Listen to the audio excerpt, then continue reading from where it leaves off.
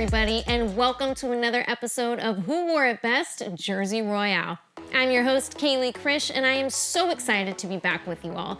Now, for those of you that are new, thanks for joining the party, and let's get you up to speed. Each week, I will pick a number, and we will go through some of the best players to ever wear that number of any sport. And while the big four are great, there are still some amazing athletes to contribute to the game in softball, lacrosse, obviously soccer, and beyond. And I know what you're wondering. Well, how does she pick a number? Well, I'm gonna let you all in on a little secret. On Friday nights, I throw little cute folded pieces of paper in a top hat with the numbers 00 to 99 on them. And then I pick one. And then I keep picking them until I reach the number that I've already been planning on doing all week, and that's how it works. All right, before we jump into this week's mystery number, I wanted to show you all a little something I got last week. Now, for those of you that watched, you'll know that I mentioned that the Green Bay Packers are my favorite team and that Brett Favre is my guy. Well, on Sunday, my pastor handed me this. Yep, that is right, Brett Favre's rookie card. How awesome is that? Shout out to Pastor Ryan, who not only watched the show last week, but for being so generous. All right, let's jump into the content. This week, we will be talking about the best players to wear the number, wait for it, 27. Now, can you think off the top of your head? Let me know in the comments. All right, I've got the top 4 players for you this week, so here we go. Kicking us off is number 27 NHL defenseman Scott Niedermayer. Scott was drafted 3rd overall in the 1991 NHL draft by the New Jersey Devils. As a junior, Niedermayer played 3 seasons with the Kamloops Blazers. In his first season, he recorded 69 points in 64 games and helped the Blazers win a President's Cup. The next season, Niedermayer scored 26 goals and had 82 points in 57 games and earned his place on the Western Conference All-Star team and won the Canadian Hockey League Scholastic Player of the Year. In '92, the Blazers rebounded to win their second WHL championship in 3 years. Niedermayer tied for 3rd in scoring with 23 points. At his second Memorial Cup, he would score 7 points in 5 games and lead the Blazers to a national championship and was awarded the MVP. In Niedermayer's rookie season with the Devils, he appeared in 80 games, scored 11 goals and 40 points, and was named NHL All-Rookie Team on Defense. Then in the lockout-shortened 94-95 season, the Devils would reach the Stanley Cup Final for the first time in franchise history. Niedermayer would score 11 points in 20 playoff games, including a key goal in Game 2 of the finals, and the Devils would go on to sweep the Detroit Red Wings in 4 games. Now let's skip to the 2003-2004 season, and oh, by the way, he won 2 more Stanley Cups in between that time. But the 2003-2004 season is where Niedermayer cemented his reputation as an elite NHL defenseman. Throughout the season, teammates and opponents gave him praise for really carrying the New Jersey Devils team. Due to injuries, Niedermayer averaged over 25 minutes of ice time per game. And if you don't think that's a lot, I challenge you to send me a video of, say, you doing a plank for 25 minutes straight. Yes, it's apples and oranges, but actually it'd be really impressive if you could do that. I mean, I can only force myself to go maybe a minute, if that. Anyway, back to this guy. He also posted his second 50-point season, finishing with 14 goals and 40 assists. He played in his 3rd All-Star game and was named first-team All-Star for the first time. And he again finished 2nd in league scoring amongst defensemen, recorded a plus-minus rating of +20, and led the Devils to a modern NHL record low of 164 goals against. And for all this, Niedermayer was voted the winner of the James Norris Memorial Trophy as the league's top defenseman. In the 2005 season as a free agent, and despite the Devils offering him a longer contract, Niedermayer chose to head to Cali to play for the Mighty Ducks of Anaheim to, get this, try to win a Stanley Cup with his brother. Aww. In that first season with Anaheim, he would tally 63 points and was named first-team All-Star for the second time. That year, the Ducks would get to the Western Conference Championship, but would lose to the Edmonton Oilers.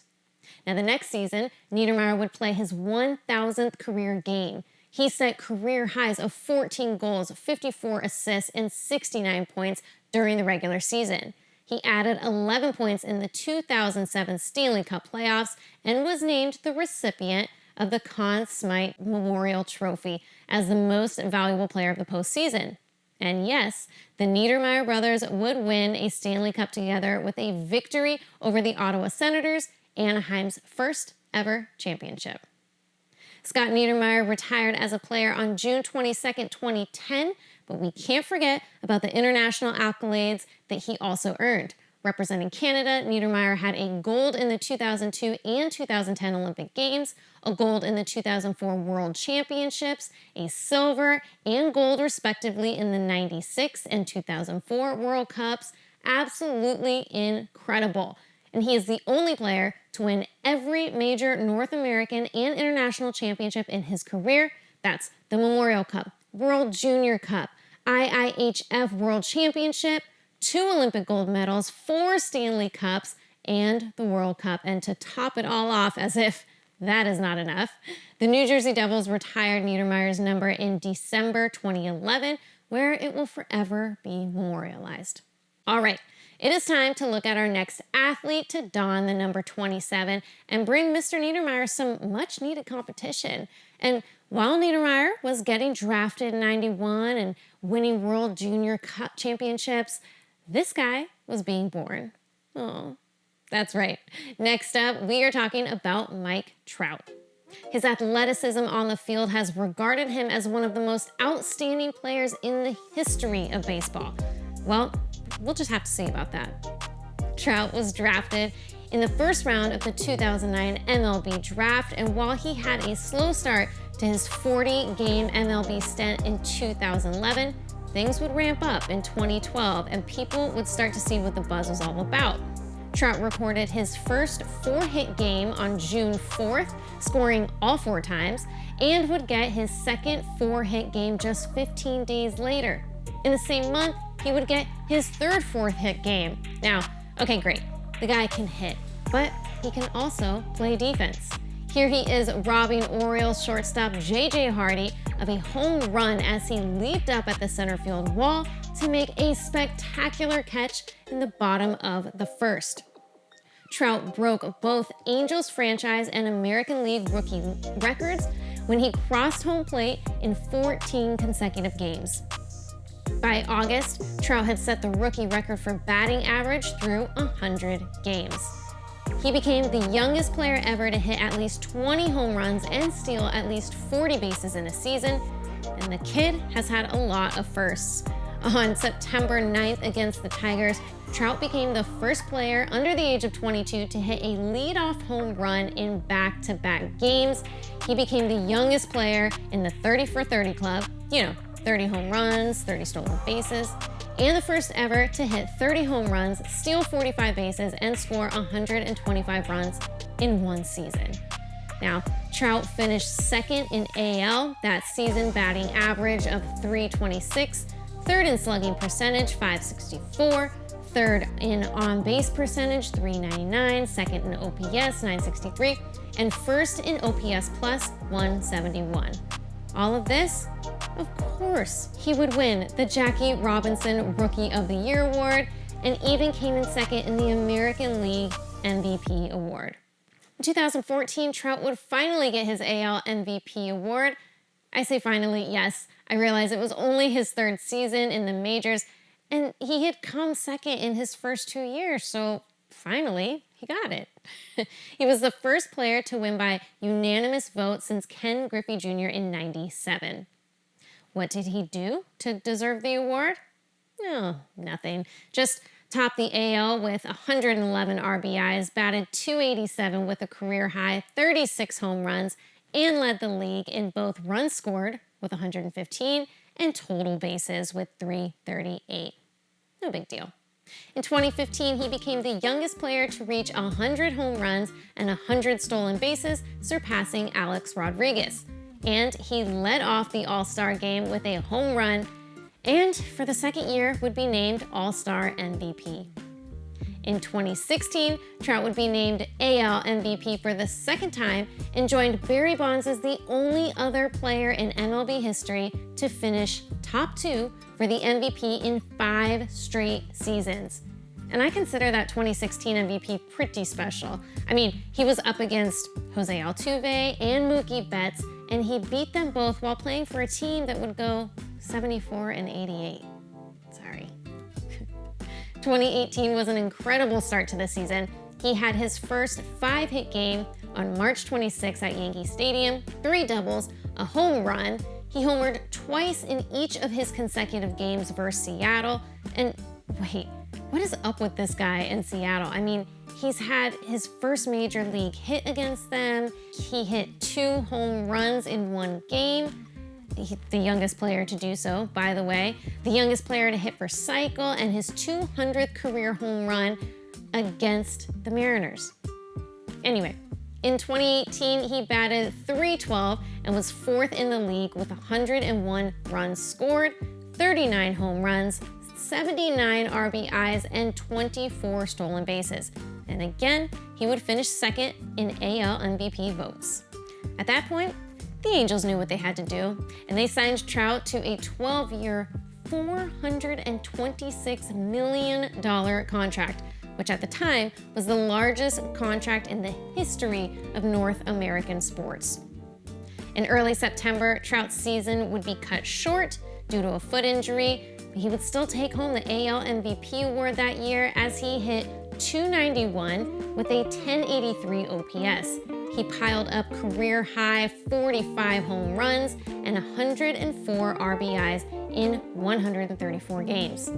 Now this past year, in a 5-game series, Trout would become the first and only player in baseball history to hit 4 game-winning runs during a season against, yeah, you guessed it, the Seattle Mariners.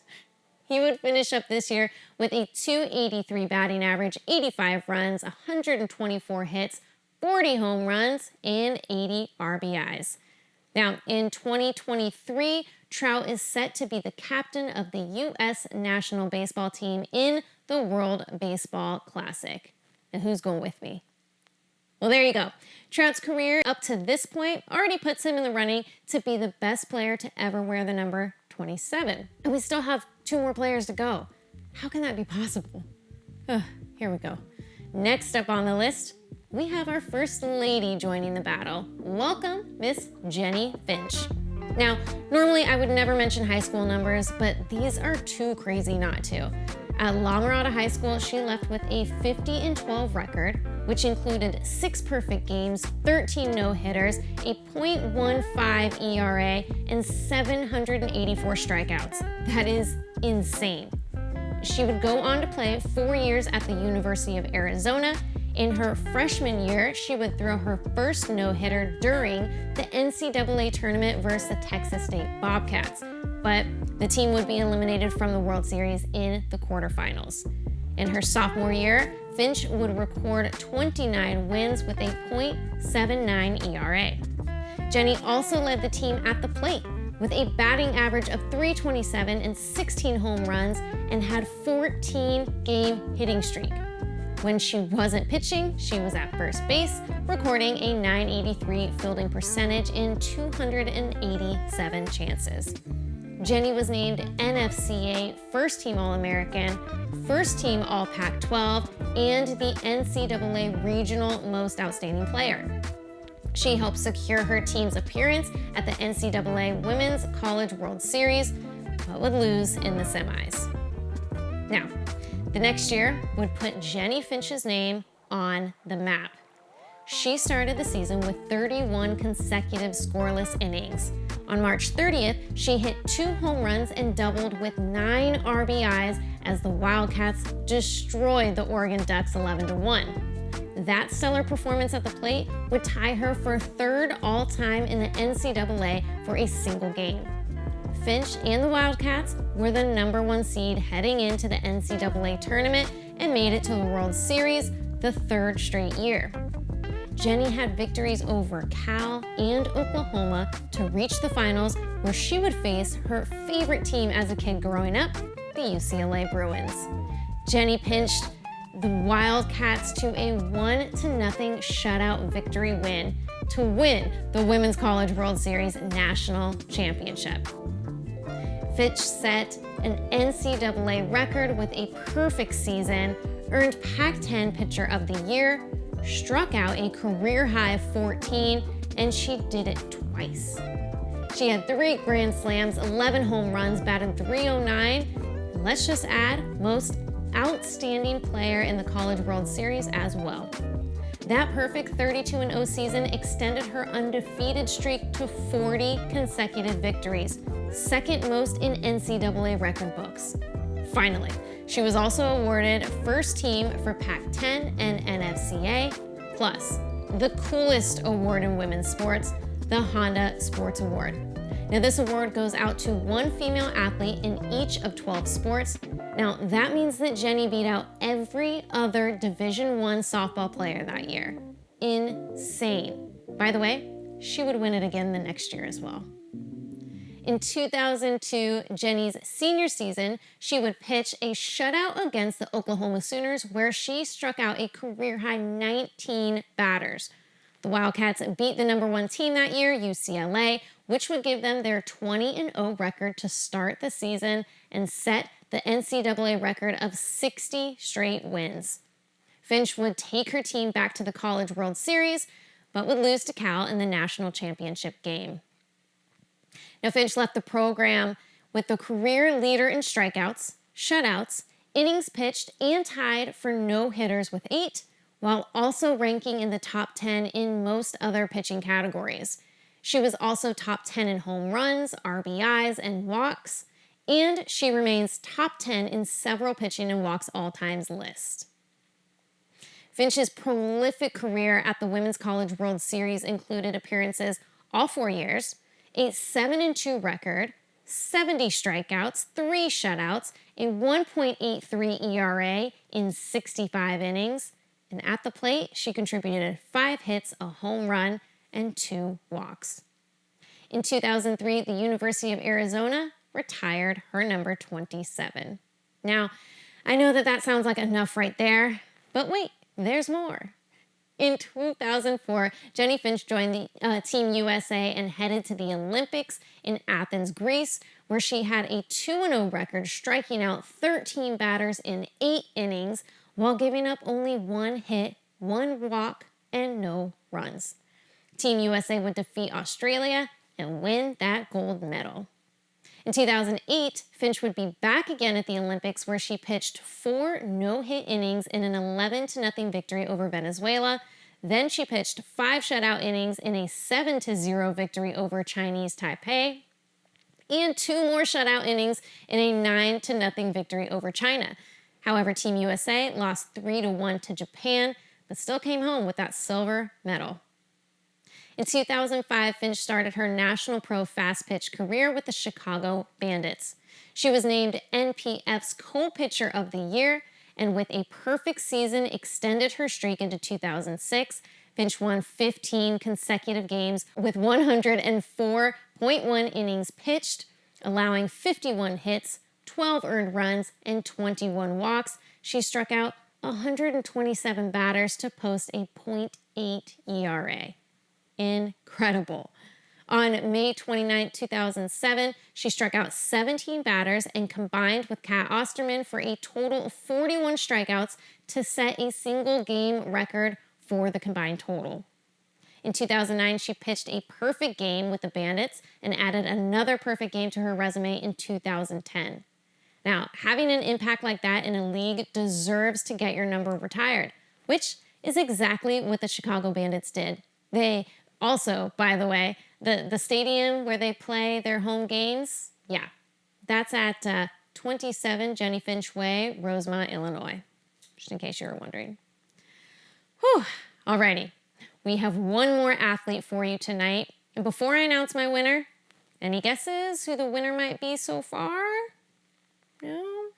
Well, I'll tell you in a little bit. But first, our last athlete on the list takes us back to the 1960s and 70s, where the Dominican dandy made his name. Juan MARICHAL was a pitcher for the San Francisco Giants. Now, this guy was known for his almost vertical leg kick, his control and durability, plus his variety of pitches, including a slider, fastball, changeup, curve, and screwball that he would throw for strikes in a variety of arm angles, over the top, 3/4, or sidearm.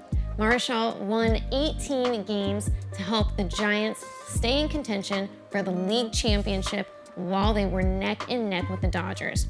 After being tied at the end of the season, the two teams played a best-of-3 tiebreaker where MARICHAL pitched Game 3, holding the Dodgers to 1 run until the 6th. The Dodgers would go up 4-2, but MARICHAL and the Giants would rally back, beating the Dodgers 6-4 and reaching the 1962 World Series, but would lose in 7. One of MARICHAL's most memorable games was a night game at Candlestick Park on July 2nd, 1963, the greatest game ever pitched. Juan MARICHAL dueled Warren Spahn, who was 42 years old at the time.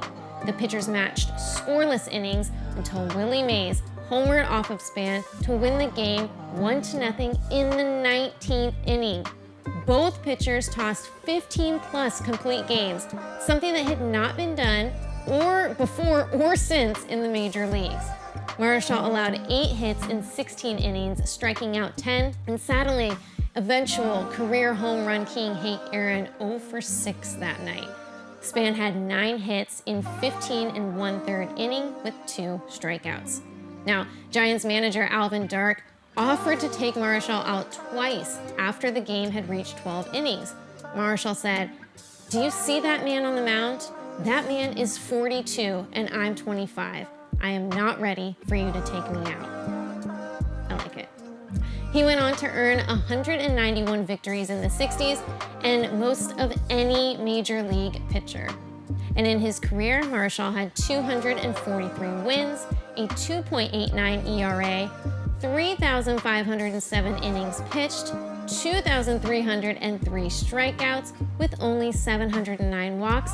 That's a strikeout to walk ratio of 3.23, which ranks among the top 20 pitchers of all time, ahead of Bob Gibson, Nolan Ryan, Steve Carlton, Sandy Koufax, Don Drysdale, Walter Johnson, and Roger Clemens. Plus, he had 52 shutouts. His 26 wins in 1968 remains a Giants record. He was named All-Star 9 times, recording a .50 ERA in 8 of them, and won MVP in 1965. MARICHAL led the NL in wins, innings pitched, complete games, and shutouts twice each. Now, I can't talk about Juan MARICHAL without talking about one of the most violent incidences in MLB history. On August 22nd, 1965, the Giants and Dodgers were in Game 2 of a series, and again were in another tight pennant race, where the Giants were trailing the Dodgers by 1.5 games. Now, there's a little bit of lead up to the incident you need to know. 2 days earlier, Dodgers' Maury Wills was awarded first base after his bat hit Giants catcher Tom Haller. The umpire said that the catcher interfered with his swing. In response, Giants outfielder Matty Allo responded by holding his bat further back, getting a warning from Dodgers catcher John Roseboro after his bat actually made contact with the catcher. Now, there's the setup.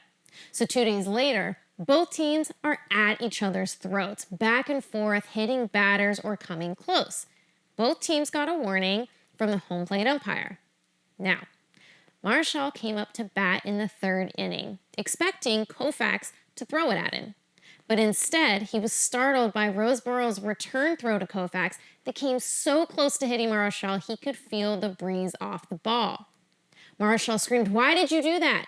To which Roseboro responded by standing up with his fists clenched. MARICHAL raised his bat and struck the catcher at least twice on his head.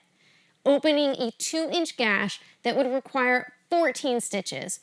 Koufax raced from the mound, and this cleared the benches, and for 14 minutes, these two teams fought. In the aftermath, MARICHAL was suspended 8 games. Yeah, that's only 2 starts. The incidents cost him a record fine of $1,750. That's an equivalent of like $17,000 today. Now, maybe the craziest thing of all is that these two players reconciled and became close friends in the 80s. MARICHAL even thanked Roseboro in his Hall of Fame speech in 1983, where he became the first Dominican player to receive the honor. And there you have it, folks, our greatest number 27s to ever play the game. Now's the time of the show where I blow your mind with my pick of the greatest player to ever wear the number, a battle royale indeed, where other athletes don't come out alive from behind my judgment. It's a harsh world out there. But enough of the banter. Who is the greatest athlete to wear the number 27? Let's get a drum roll, please. It's gotta be Jennie Finch. You guys, I know this may be a controversial pick, but come on. She put softball on the map for a lot of people. Her number has been retired by her high school, her college, and her professional team, and hell, they named the street after her. Her 2001 season is considered one of the best seasons a softball player has ever had. And one of my favorite achievements that shows the power she really has was at the 2004 All-Star softball game. In a little friendly pregame warm-up, she went 6 pitches with one of the best hitters in baseball, Albert Pujols. And by the way, this is prime Pujols too. First pitch, blazed in but a touch high. Second pitch, she was testing him. It was high and inside. Then a fastball. He swung and missed. Next pitch was outside, 3-1. It's looking like it's Albert's ball to crush. Next, fastball flew right over the plate, didn't connect, 3-2. Pujols adjusted, but it made no difference. He swung as hard as he could and missed. Sit down, meat. Okay. You say it's practice. Okay. During the game, Mike Piazza stepped in. 3 pitches, and he was back on the bench. Jennie Finch has not only proved herself as one of the best softball players in the world, but one of the best athletes with an incredibly dominating career. And there you go, another Who Wore It Best in the books. As always, like and subscribe to the content. And remember, if you have a number that you want to see me have battle it out, just leave a comment, and maybe your favorite number will get featured in the next Jersey Royale. Thanks for watching, and tune in next week for more Who Wore It Best Jersey Royale.